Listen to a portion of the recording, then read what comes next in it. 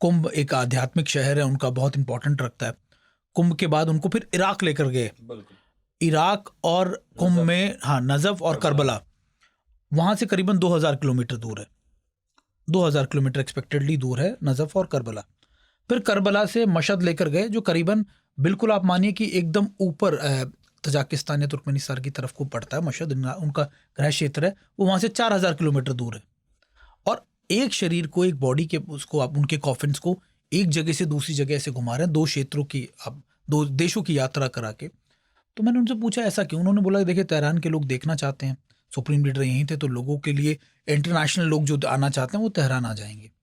जो सारे के सारे डेलीगेट्स हैं या फिर जो बाकी लोग हैं वो तेहरान आ जाएंगे। वो ग्रैंड मसल्ला जो उनकी सबसे बड़ी मस्जिद है, ग्रैंड मसल्ला का भी एक बड़ा इंटरेस्टिंग फैक्टर जो मैं आपको बताऊंगा, तो वो वहाँ आ जाएंगे।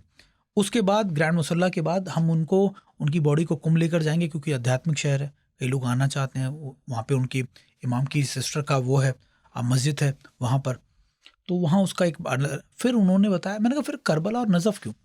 तो उन्होंने बड़ा इंटरेस्टिंग फैक्ट मुझे बताया। उन्होंने बोला कि सुप्रीम लीडर अपने जीते जी हमेशा चाहते थे कि वो एक बार अपने परिवार के साथ या अपने लोगों के साथ करबला जाएं, और वो जीते जी वो ऐसा कर नहीं पाए।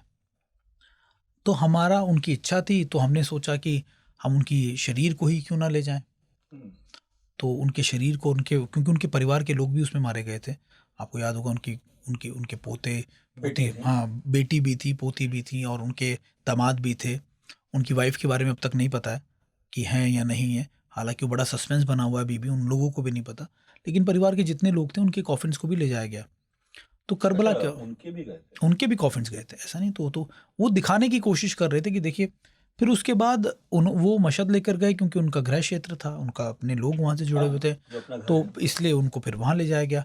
ऑर्गेनाइज तो बहुत बड़े स्केल पर किया गया था।